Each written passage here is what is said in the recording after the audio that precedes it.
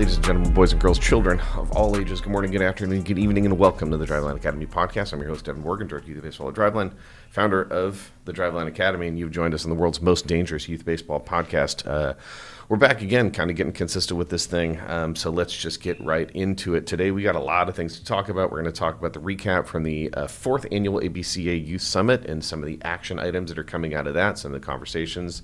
We're going to talk about a thing that happened with the Youth Summit was a trip to UT, University of Texas in Austin, talked to Coach Schloss, talked to Coach Tulo, talked to Coach Box. I got some insight from much smarter coaches than myself, and I feel like I have a little bit of a responsibility to share it with you guys. And then we're going to talk about some ideas about just some base stuff about how we train children in this concept of self-assessment feedback and a self-assessment feedback loop, which is a much better way to coach than just like criminalizing children when they make mistakes during their learning. But I promise we'll get to all this stuff. First thing we got to talk about, AxeBat.com, code TL20 will get you 20% off at AxeBat.com. A D as in drive, L as in line, 2 as in the number 2, and a 0. DL20 will get you 20% off at AxeBat.com. Usually I'd come up with something more creative than that, but we're just going to keep it simple today. So it's Driveline DL20. So just DL, a 2, and a 0 will get you 20% off at AxeBat.com. I'm sure that they're doing stuff for Black Friday. Maybe this sale won't be applicable to all of their items, but some of this stuff it's definitely applicable to, so you should get on that. Go buy from our friends over at AxeBat.com. Other than that, what else do I have to tell you about? New training products at Driveline. If you're a local kid, we have a new youth assessment product that you guys can come in and do.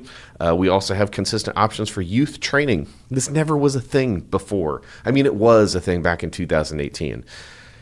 And maybe I ruined it a little because we started teams in 2020. And since then, we've kind of primarily focused on our teams. We're expanding things a little bit. So now, whether you're in Scottsdale, Arizona, whether you're in Tampa, Florida, or whether you're in and around the Kent, Washington area, anywhere around the beautiful South King County, you can come in and you can assess and you can train.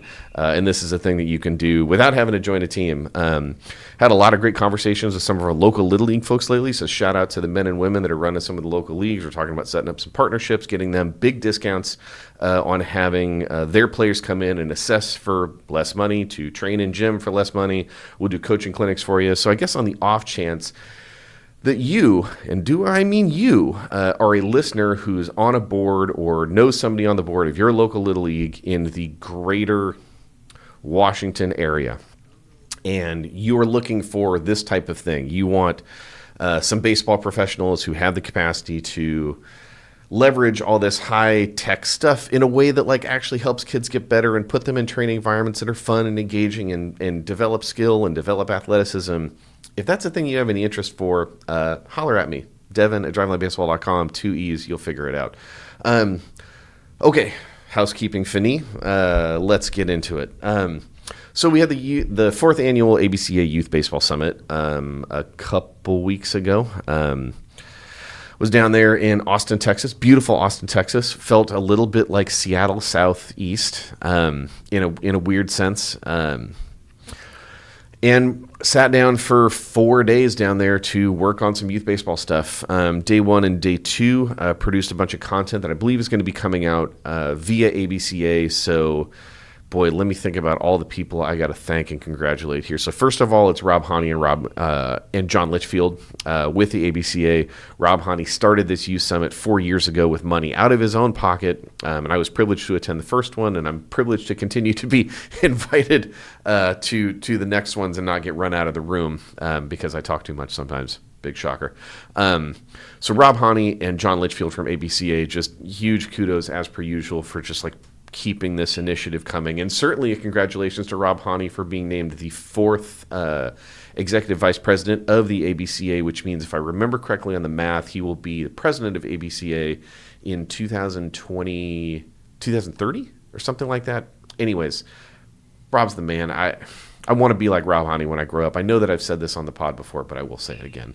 So Rob and John from ABCA, and certainly Craig, who's the executive director of ABCA, for putting their weight behind this thing. And specifically the way they did it this year, where we had a couple days beforehand to shoot content. So we got a lot of content produced. I did a couple easy peasy videos, stuff that loyal listeners would know is near and dear to my heart. One of those is just like trying to break down the concept of throwing workload in a way that is less esoteric and sciencey, and it's just more like a way that you can kind of conceptualize what workload even is, and then how you might be able to think about tracking it. And then, what was the other one that I did? It was injuries. So it's like talking about the backside of that thing, right? Like the science of throwing injuries, which basically comes back to what happens when arms get fatigued. And that was my, content contribution was getting those two things done. And then we contributed with some other videos that were done. So, let me think about the crew down there. Certainly, you have my boys, my boy Duke from Dominate the Diamond. You've got David Klein from Legends Baseball. You've got Sean Plack and the boys from the Royals. At this point, we've just got we've got a crew, and it's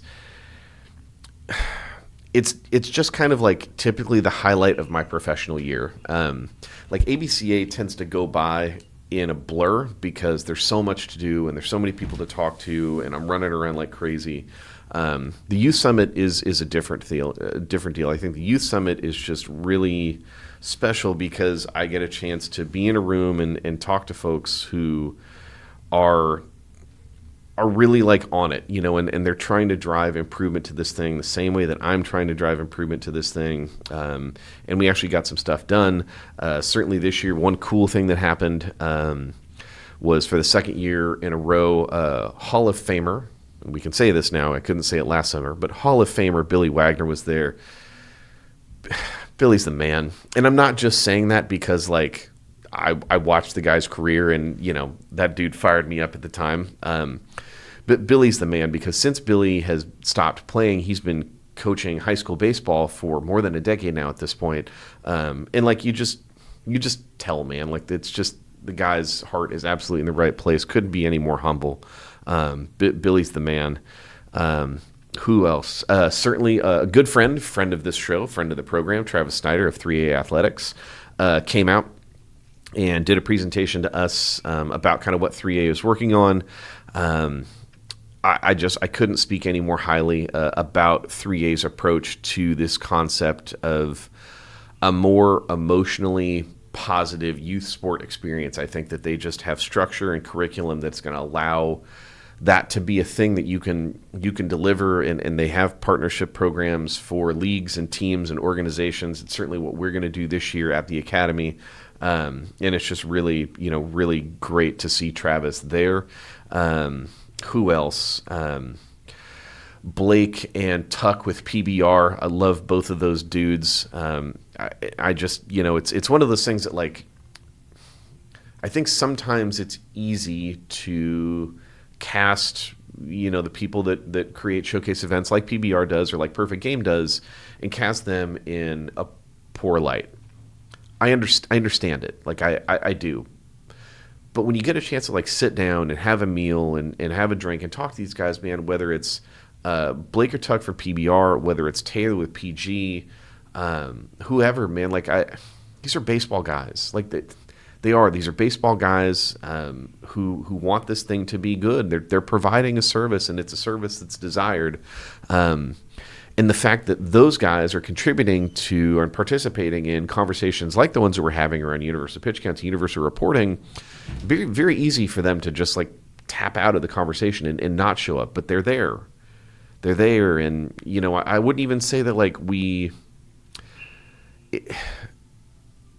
they're conversations, right? They're conversations, and they have a perspective, and I have a perspective, and there's certainly more than two perspectives in that room, but we're working together to try to push something forward. And I'm on the cusp of being able to talk about how that's going. I know that loyal listeners of this show would recall back in March when we went to the Major League Baseball offices. I got a shout out. John D'Angelo and Kevin Ma and Bill Francis from Major League Baseball, who were at our Youth Baseball Summit this year. And look, I can't tell you that PitchSmart 2.0 is going to come out on January 31st, right? I can't say that right now, and there's a lot of work that needs to be done in order to make that be a thing. But, without putting the proverbial cart ahead of the proverbial horse, I can tell you that, like, this is a thing that's being worked on. And it's specifically being worked on and addressed by Major League Baseball. And if that doesn't tell you something, then I don't know what to tell you. So we're working on it. Who else, man? Bonnie Hoffman, that runs DC Girls Baseball, I think is just Bonnie just might be a saint. I don't know that there aren't a lot of people that I have conversations with or even talk about stuff that's going on in my professional life that give me the type of clarity that Bonnie does. I love her to death. So yeah, Jimmy, Phil, and Jerry, David Klein, Just Sofa, also with the Royals. My brother, my brother John, Jordan Baltimore with New York Empire Baseball and Rise. Like Jordan, anytime that I get a chance to spend any amount of time with Jordan, that's always a good time. Mike Cassidy, who is the head coach of Marymount out there, is always awesome. Paul Gallo, Ryan Brownlee, also with ABCA, Steve Nicorak, also with Dominate the Diamond and Zone. I realize I'm just like throwing a bunch of names at you that you might not be familiar with. You should get familiar with these guys. Like Steve and Duke at Dominate the Diamond, go check out their content. I don't know that there are that many people that do it better than them when it comes to like breaking down and getting highly granular about coaching concepts and youth baseball. They do a really great job in that space. David Klein, who is running the Speedball Initiative. If you're a local Little League or you're coaching in a Little League or you're on a board of a Little League and you are trying to kind of answer this question of how do I build my league from the ground up? How do I drive more registrations at the T-ball level and then keep those kids adequately progressing towards the skills that they need when they get to like coach pitch and kid pitch? We know that transition can be brutal right now. And I will tell you that I think that what David is offering with Speedball is a viable alternative to a lot of what we see with like a conventional coach pitch format in Little League. That's just a thing. Who else? I feel like I'm forgetting some other people. We had some big name people jump on. Jeff Passan did a video call and talked to us about some stuff and kind of some things that, again, you're seeing from the major league level. We had some of the boys from the Savannah Bananas, Tyler Gillum, and certainly my guy Adam over there jumped on and kind of talked about what Banana Ball is doing and what their initiative is for in youth baseball. Like, it's a really, really good conversation, and it's a good working discussion to, I think, inform some of the places that we're going. So the Youth Summit was good.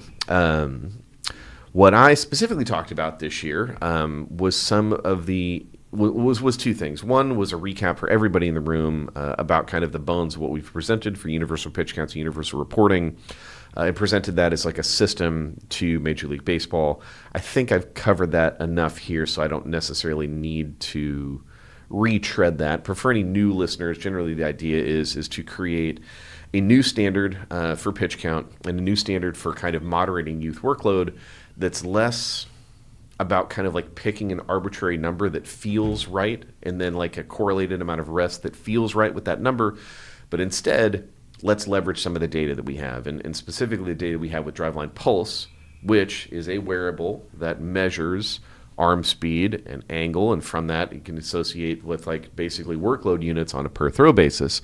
So imagine if we can say on average, like the workload from a 10-year-old throwing a pitch is X, then you can kind of go, all right, well then the workload of throwing 50 pitches is Y, and to have that workload basically get that high, and the amount of rest that they would need on the back end to kind of like keep that acute to chronic workload ratio in check, right around a 1.3-ish is the number that we think the research has proven out to be more likely than not to be safe, then we could have a whole PitchSmart 2.0 standard that revolves around and is informed by that data set.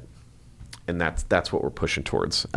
Universal reporting then is like an app-based solution on the back end that pulls in all this pitch count data from a PBR, from a PG, from a Little League, from Pony, from Ripken, perhaps from USSSA, so that if a kid is pitching in a Little League game on a Friday, their availability in a tournament that participates in is a part of this coalition on a Saturday is defined by that.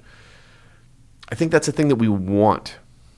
I think that's a thing that coaches want. I think that's a thing that parents want. And I think if I'm running a league, if I'm running an organization, I want that too, because I'm trying to bring some clarity and some visibility to this whole thing. And certainly once you start connecting those dots about this kind of like cross-platform intersection and communication hub about pitch counts, well, then you can expand it to other things, right? You could start to bring some awareness to what coaches have gone through the USA Baseball Safe Sport certifications, right? Which one of them have gone through any of the USA Baseball skill certifications? Have they gone through...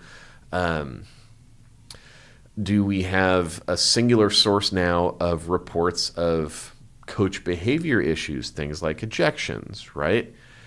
Right now, if I'm running PG tournament and a guy gets bounced from a PBR tournament the weekend before, I have no visibility into that. I don't know that that's a guy that I need to be mindful of. But if all this information flows into the same place, because it's naturally going to have to flow that way for things like players, right? You would need a single player ID that everybody's attached to, so that anytime that kid participates in something, it all goes to a centralized location to monitor the workload.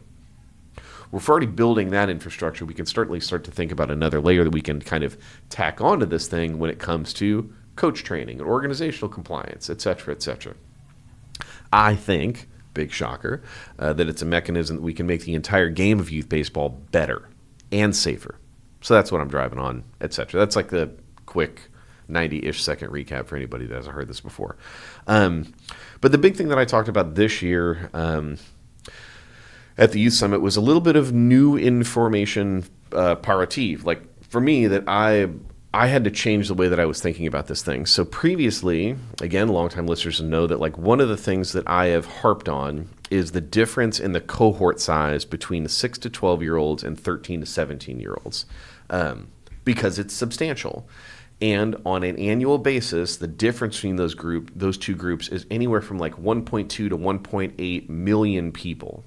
Meaning, we have 1.2 to 1.8 million players less that are playing baseball at the 13 to 17 level than we do at the 6 through 12 level. Now, I have always approached that issue from a standpoint of it's skill related. It's skill and it's fun related, because kind of two things are going on there. At 13 is when the field starts to change and the equipment starts to change and the game starts to get a lot harder. And if you aren't ready for that challenge, or you don't think you're going to be competitive in that environment, why would you continue to play the game? Which then opens up this big can of worms that the entire skills at scale training methodology is built upon, which is, what are we trying to get out of a kid's experience between 6 and 12 in youth baseball? What's the point?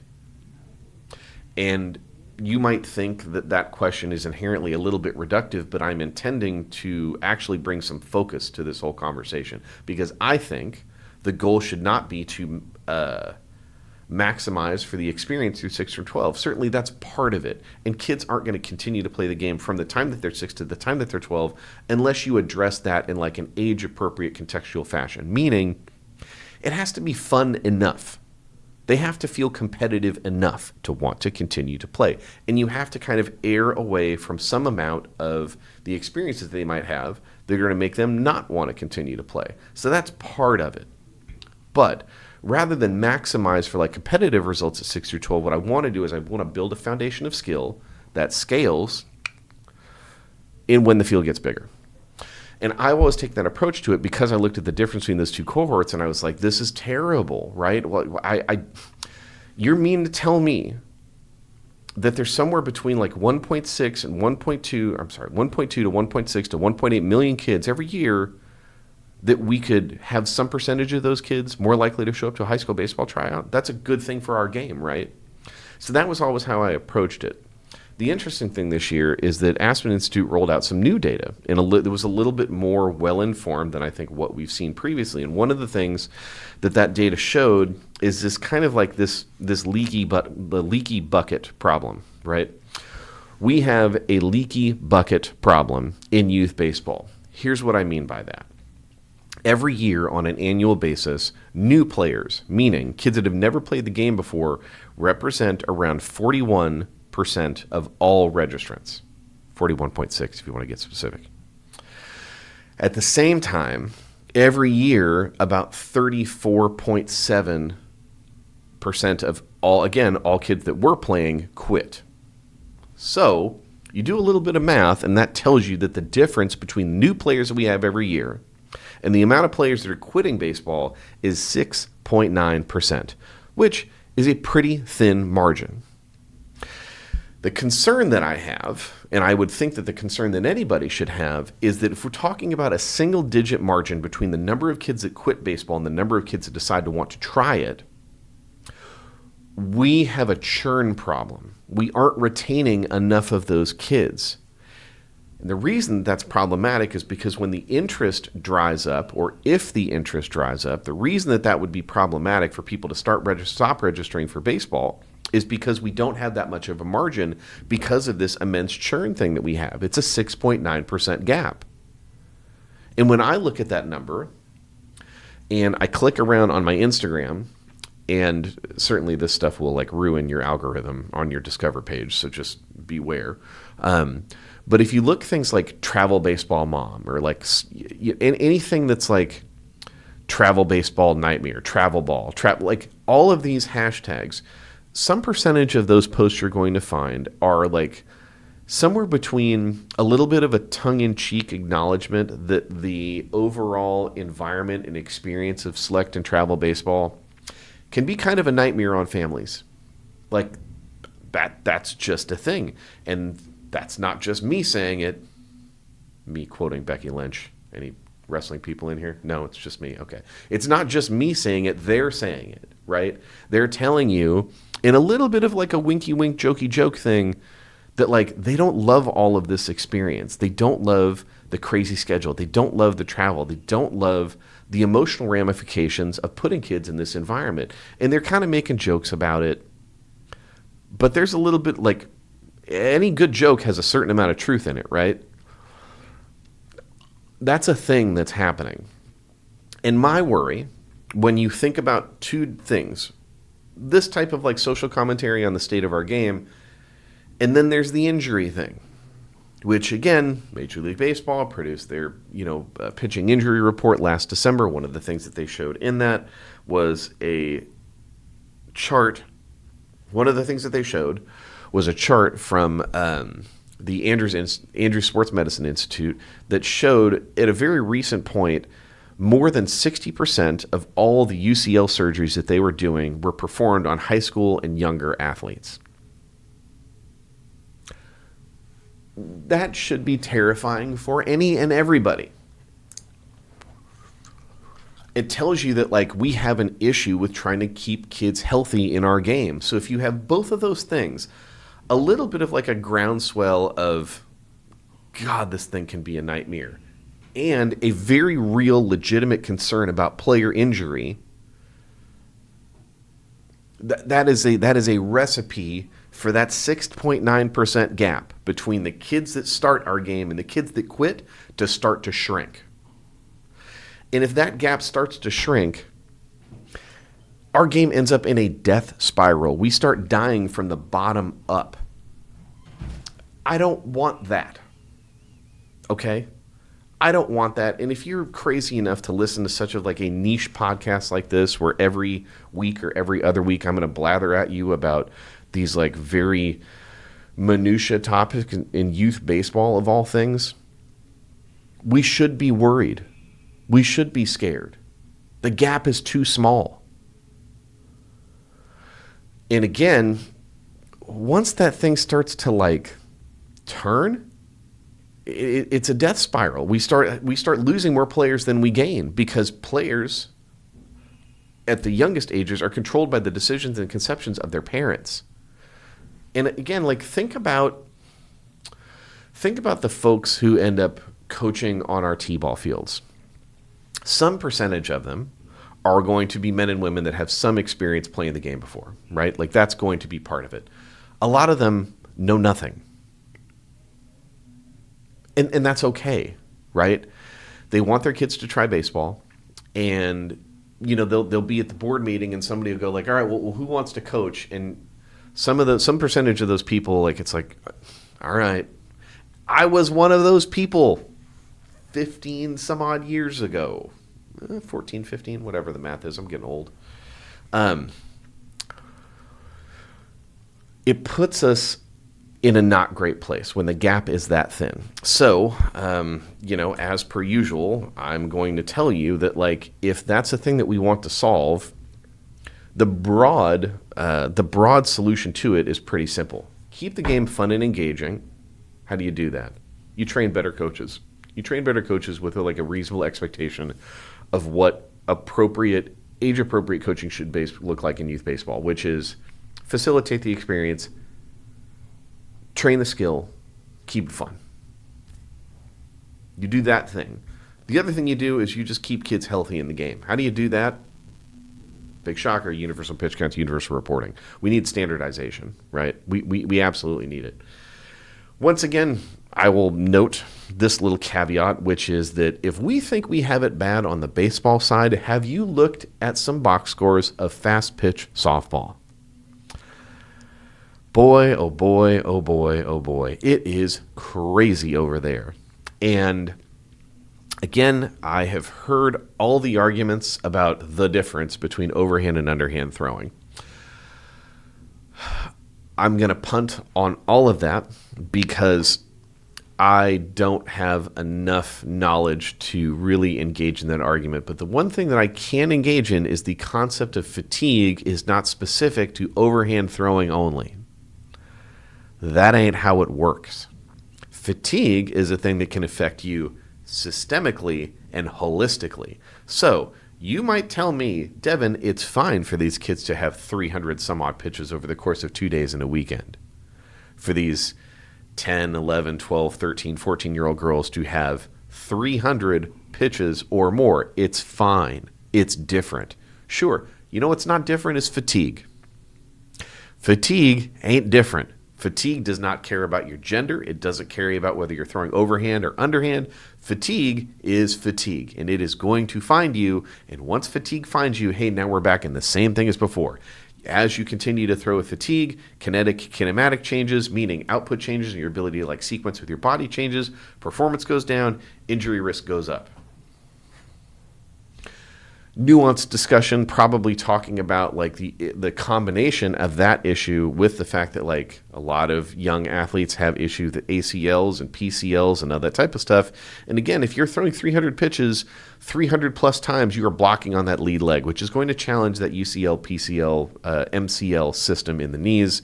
But I digress. Again, I'm not a scientist, I'm not a doctor, but I am smart enough to be able to read and understand that fatigue does not care which section of the clothing aisle you're buying on. Fatigue affects everybody. Anyways.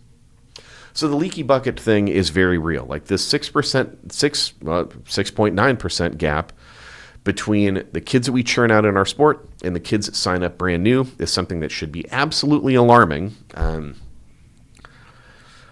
And we got to do something about it. And the path, again, is really simple. We just need better coaches. We need better systems to keep kids healthy. And I think the combination of those two things starts to change this dynamic. It has to. And it has to change because that's a real thin margin. And the thing that terrifies me is our sport turning into hockey.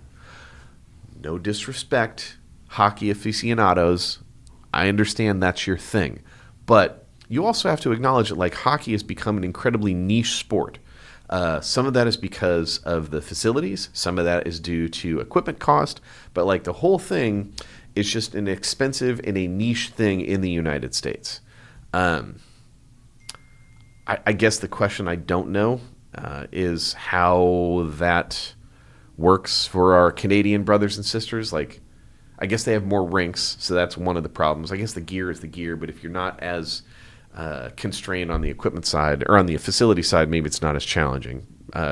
Ryan, any of my other buddies up there in the Great White North, who I love very dearly. I guess holler at me, let me know how that looks. But I just don't want to see baseball get turned into a niche sport like it is in America. That terrifies me. So we got to do something different.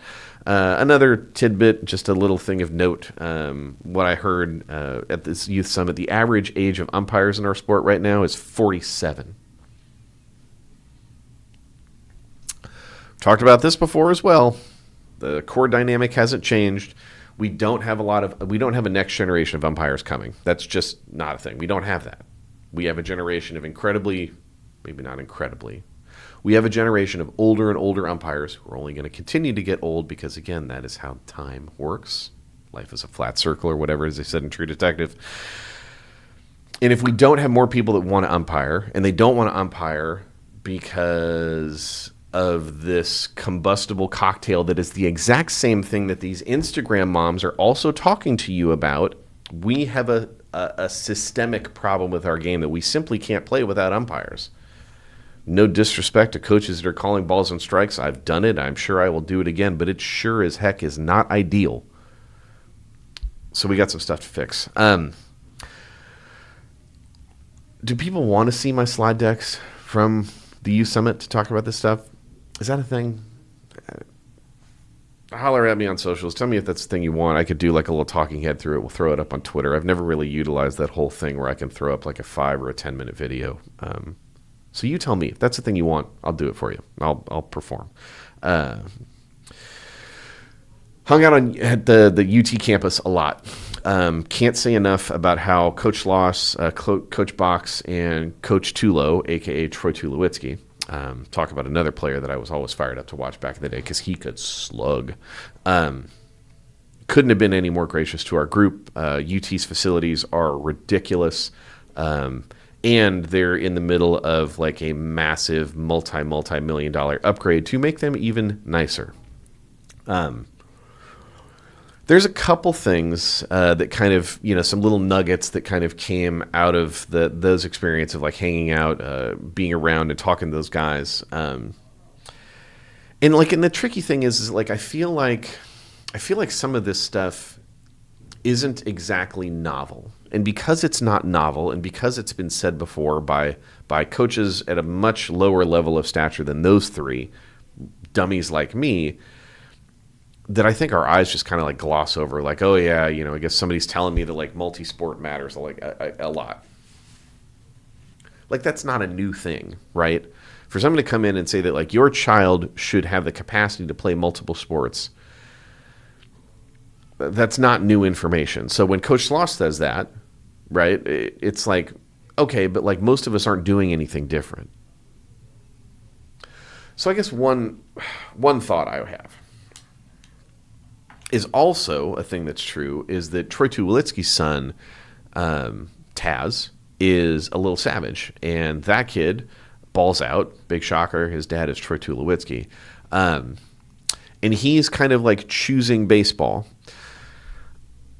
I realize that professionally, I take checks from parents, and some of those parents choose to have their kids only focus on baseball. When it comes to my own children, both of them, by the time that they were 13, by the time that they were 13, were basically like single sport athletes. Now, when people talk about the need or necessity for kids to play multiple sports, and certainly there's a suggestion that you should do that all the way through high school, think about what they're advocating for. Are they actually advocating that like your kid should get really good as like a center mid on a soccer field? Are they suggesting that like there's like a lot of benefit to the skill of learning how to be like a frontline player on a volleyball court? Don't think that they're necessarily focused on the skill, because we care about baseball. We care a lot more about baseball skills. But I think the thing that we're saying is that in playing these other sports, athletes are learning how to solve different sport problems.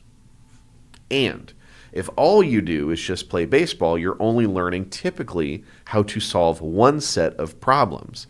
So when you understand the ecosystem of baseball, which is that it gets harder and harder and harder and harder, I think it makes sense for there to be a suggestion that kids should play multiple sports because we want them to have like a wide base of athletic capacity and capability. And by playing multiple sports, you can learn those things and it will benefit you as a baseball player.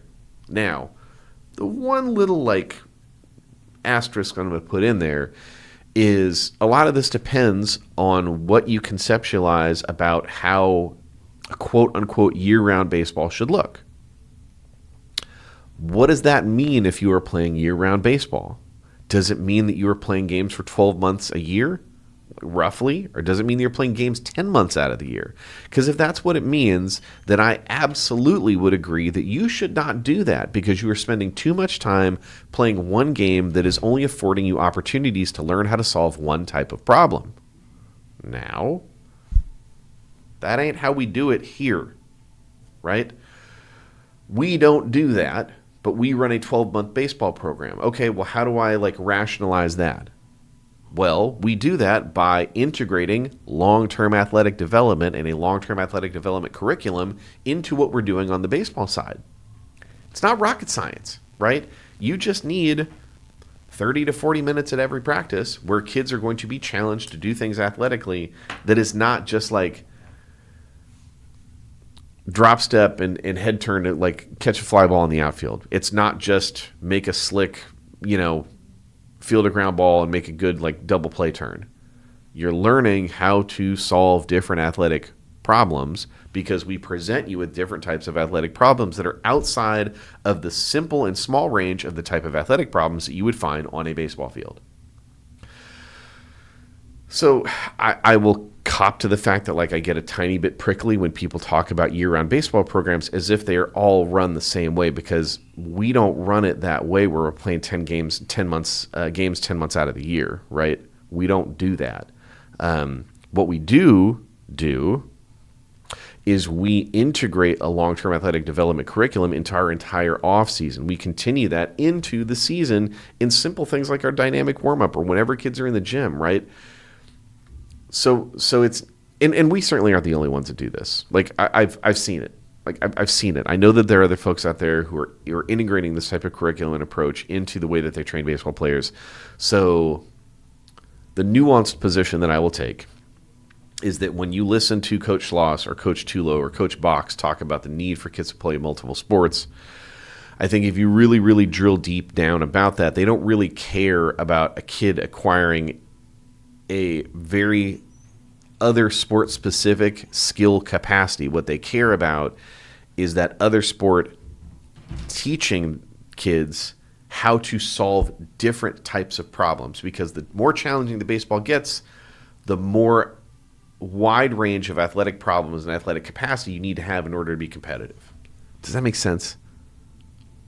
Hopefully that makes sense. Another thing that was really telling that came out of the experience was a quote by Coach Schloss who said they try to coach the PO out of their pitchers. Wrap your head around that one. In a world where more and more kids at younger and younger ages are getting the PO tag thrown at them, you have an SEC Division I college baseball coach that is telling you that his staff is attempting to coach the PO out of these kids to help them be more athletic.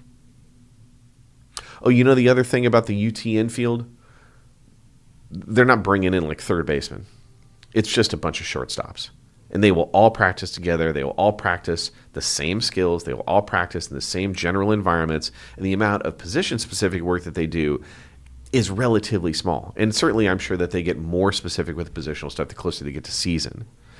But if the thing that matters to you as a listener of this podcast is how do I set my child up, my high school athlete who has a desire to play college baseball, how do I set them up in a way to open up more of those doors, the thing that is being told to you is whether you are a pitcher or whether you're a position player is you need to be as athletic as possible.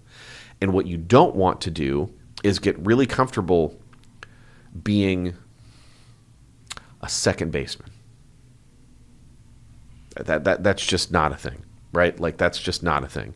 If an SEC coach is telling you that they will bring in shortstop and teach those kids how to play third or teach those kids how to play short, and some of them actually stick in the 6-hole, there's some pretty significant signal being told there. If your kid is getting labeled as a PO at 13 or 14, again, this is an SEC coach who's telling you they're trying to coach the PO out of them, meaning get more athletic.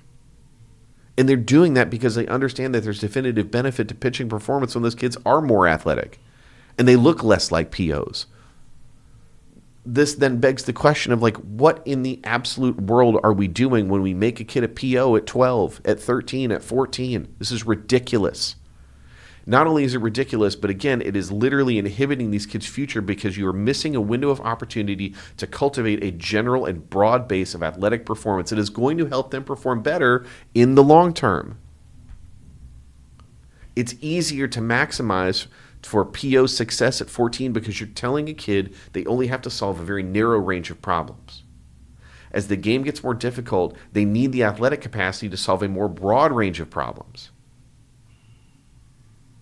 So don't PO your kids. Simple. This is me saying it. Like, you can think whatever of me. That's Coach Schloss. He's a head coach at UT. He's a 5th head coach in like 130 years. Like, anyways, couple other things. There was a quote by somebody. I can't remember what it was, but we were having like an open discussion about like schedules and frequency of gameplay. And somebody said, the logistics of the season are your kid's growth plate. Meaning, again, this comes back to the same conversation about rest, recovery, and avoiding overuse, avoiding systemic fatigue that's leading to injury. The schedule that your child, my child, and your child are both going to execute once we get to start playing games is going to define how healthy they're able to stay over the course of that year, right? That it's just a schedule and a logistics thing. And, you know, I've sounded the klaxons and the warning bells about like 11U teams that are playing 80, 90, 100, 120, 130 games. I recognize that like this probably isn't going to change, but you know, you can't tell me that you care equally about both. I'm sorry. You can't tell me you care equally about kids' health as you do your win-loss record when you run those type of schedules. You don't. You don't. And that's your purview to make that decision, but like when we start to see this distinct, noticeable, and definitive increase to player health of all types. And we talk a lot about arm stuff, right? We talk a lot about arm stuff. Anybody done a deep dive into stress fractures in the lower back? Excessive amount of rotational movements? Spondy? Is this a thing that anybody cares about? Because, like, MLB's tracking the numbers. They're not good. Not good. Fatigue, stress, fatigue, stress, fatigue, stress. That stuff is going to be defined by the schedule that your child is going to start to play in come the new year. Is that schedule more likely or less likely to keep your kid healthy? If this isn't part of the conversation that you are asking when you are like signing up for your select travel or club baseball team, then I don't know what other question you should ask. Our 18s this year, probably going to play about 36 games. Might get closer to 40, depending on, you know, we make some deep runs into championship Sundays or playoffs in the league or whatever. Those kids are going to play 36 to 40 games for us. They're probably going to play another 20 for their high schools. It's like a 60, 65 game season. That's plenty. You probably make the argument that might be a little bit much. The growth plate is going to tell you the truth about how effective this schedule was for your 14 and under child about keeping them healthy in this coming spring season. Do with that information what you will. Another interesting thing, this is more just like a team building thing. You know, they were talking about some things that they make time for. They have team organizational meetings down there at UT, so it's like not baseball, but they're still putting the team together. And one of the things they do in those TOMs, the team organizational meeting, is this Hero-hardship-highlight. And they have all the players and coaches volunteer a hero of theirs, a hardship that they went through, and a highlight in their lives. And I took that and immediately was like, cool, okay, like we're going to be doing this. Like I'm interim head coach of our 18s right now. And that was something I brought to the field immediately. And I started with me. And I think it's one of those things where we understand, I think, as coaches, like we want to get to that place where the kids are bonded and they trust each other, and we are attached to those things because we understand that like performance is going to come with it. I'm not sure we're as attached to understanding that like sometimes that type of trust and buy-in and cohesiveness comes when we start to express some vulnerabilities. Like that's where that stuff can come from. It's like you have to share something that's a little bit scary to share, and you do that with people that you trust, and you trust the people who are able to do that with you. So, look, I'm not putting this out there because I think anybody that's listening who's coaching like a 10-year-old team is going to be able to go, 10-year-old kid's going to go like, oh, I'll tell you what my hardship is, right? Like those kids haven't lived long enough to find real hardship.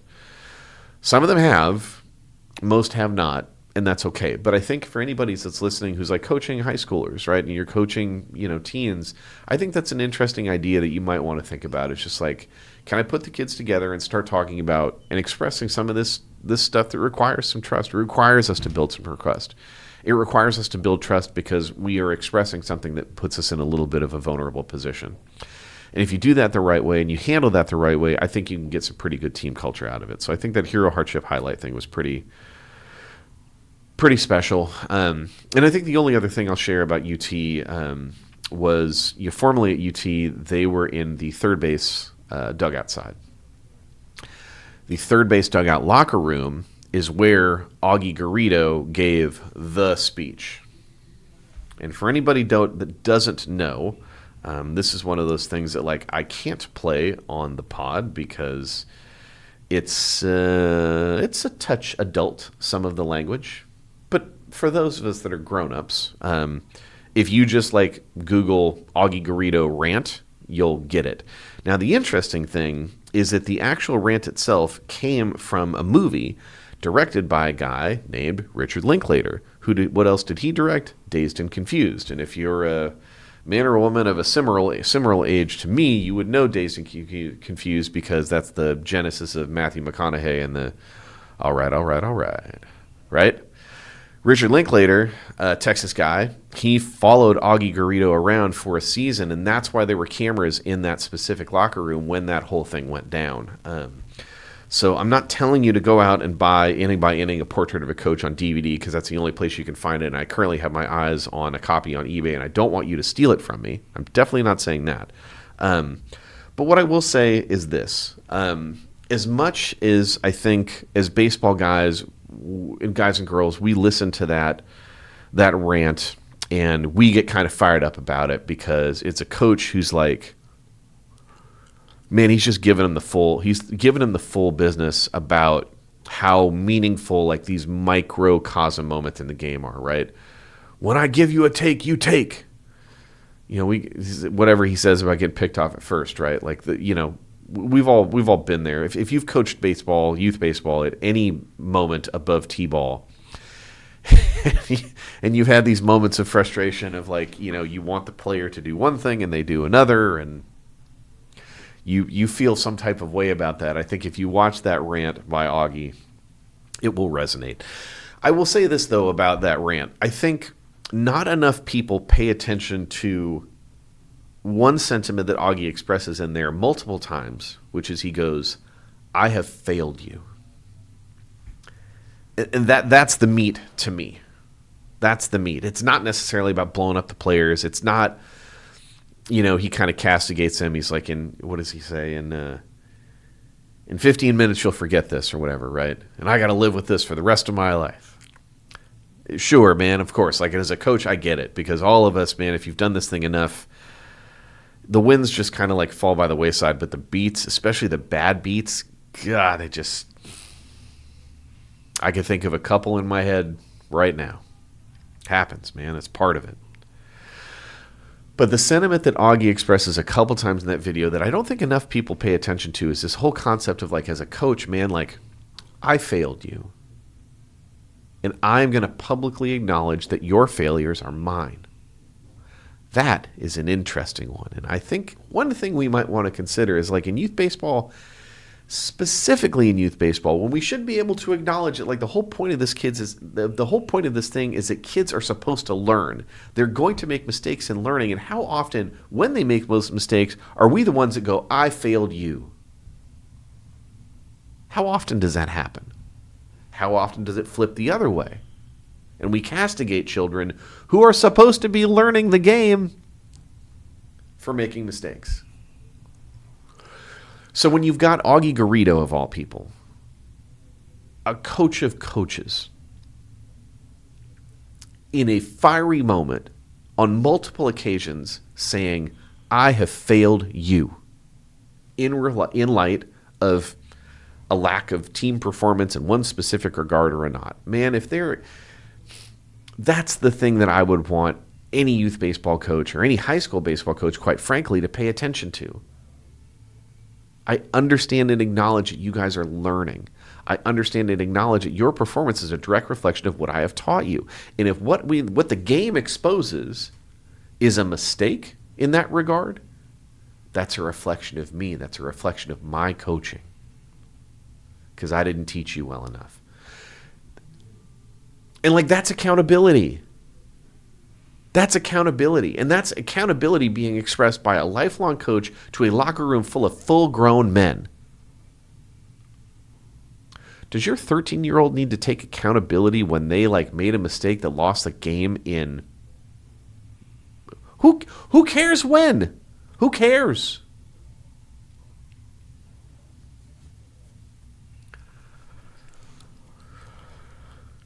I worry that the more that we professionalize youth sport, and again, I understand that I am complicit as part of this conversation, right? I understand what side of the bread what side of the bread I'm putting the butter on. Is that stumbled through that analogy. Anyways, I understand my position.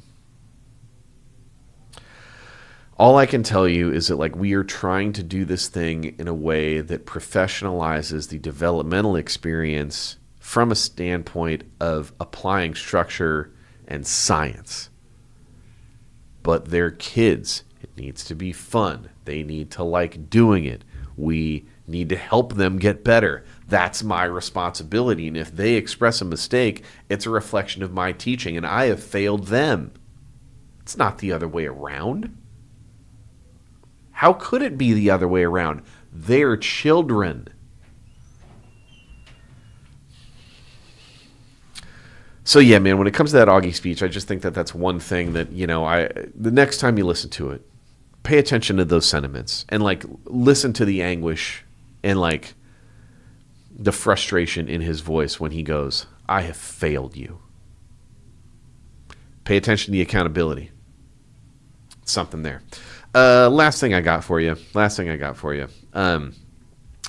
So I don't know if you guys have seen this. There's this guy, Justin Fletcher on Instagram, jfletch07. He owns a woodbat company, and he's had a couple of videos go viral because he's got like a little 4 and 5 year old dude that is just swinging it, absolutely swinging it. It's pretty tight. Kid moves pretty darn well. Training environment's very ideal. Skinny bat, skinny, like, tiny ball. It's everything that we would advocate for here, at the academy, or kind of rhymes with tools we've even put out, like things like the mini hitting plyos or the youth underload smash bat. I didn't know that this was a thing. I don't know that Justin even knows who we are, but, like, there's a lot of parallel between the stuff that he's doing with his little dude, and some stuff that we very much advocate for. And when it comes to, like, creation of, like, skill forward and development forward training environments. The thing that kind of caught my eye, though, was somebody else kind of reposted one of his videos and was talking about this idea of the self-assessment feedback method.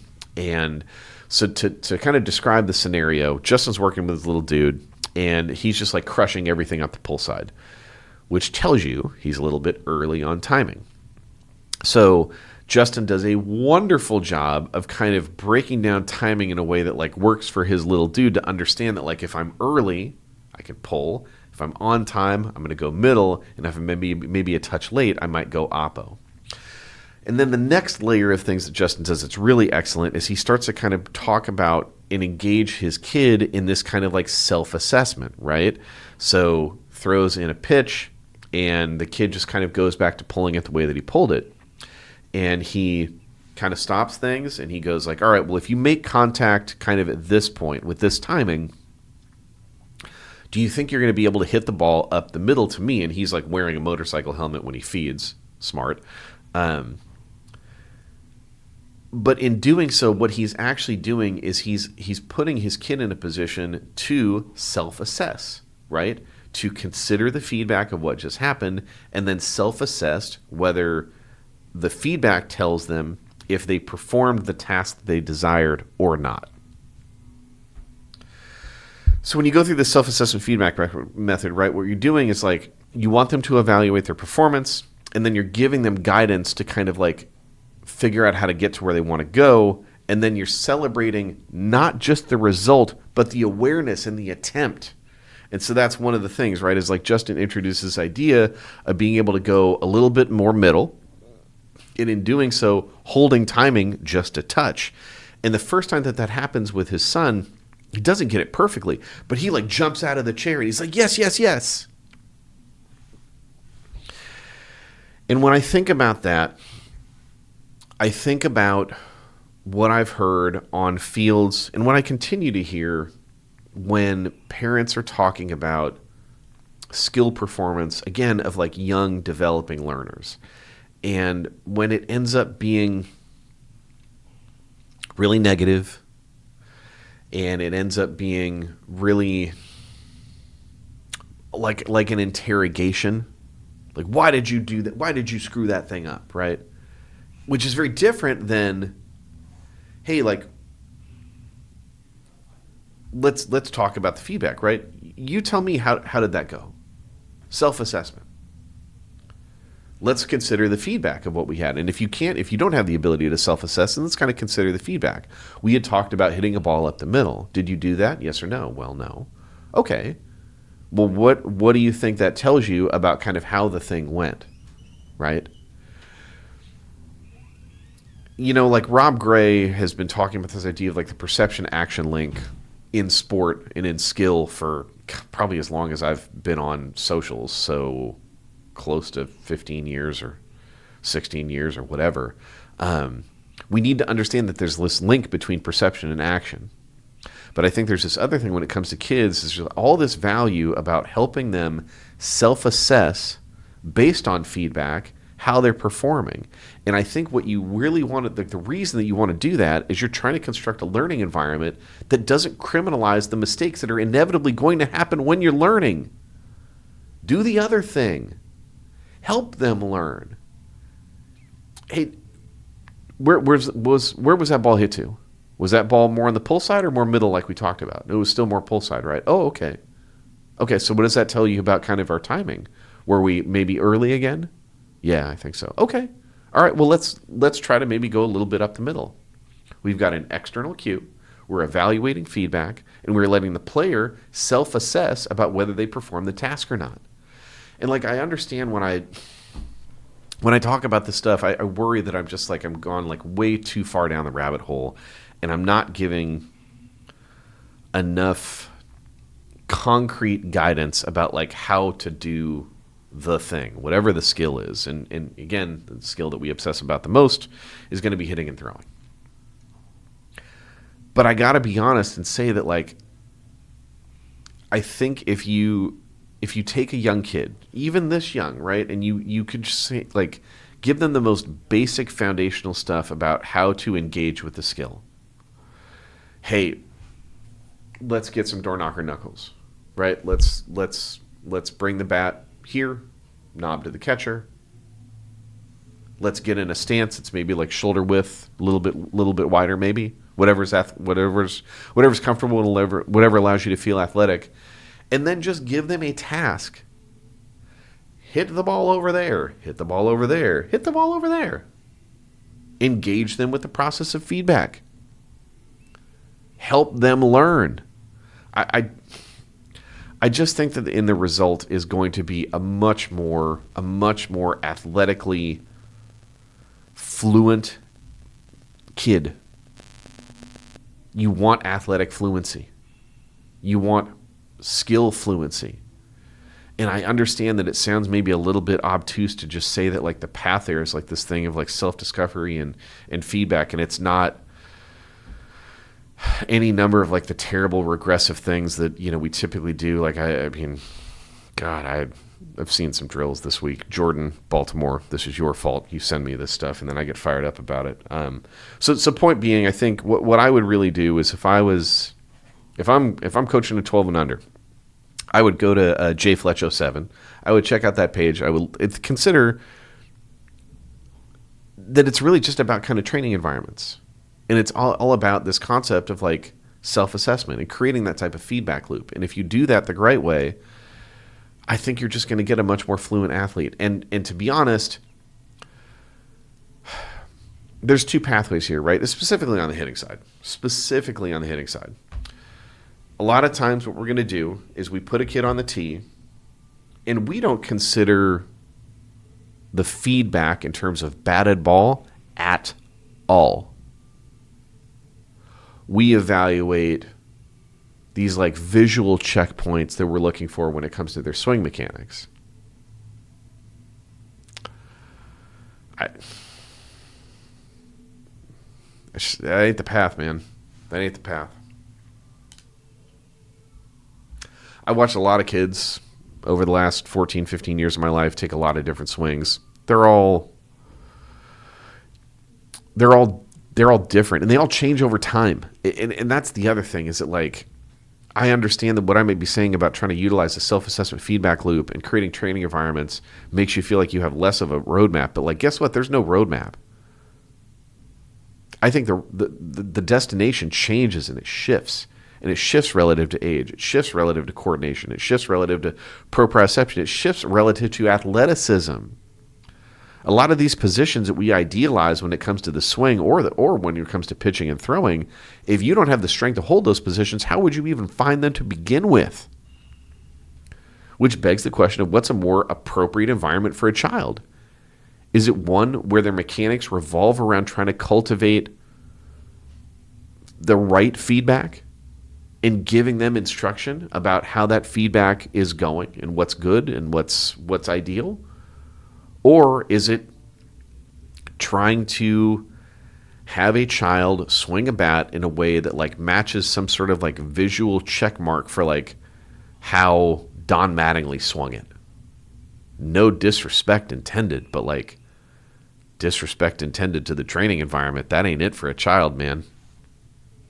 And how do we even, are we talking about 6-year-old Don Mattingly? Is that what we're referencing?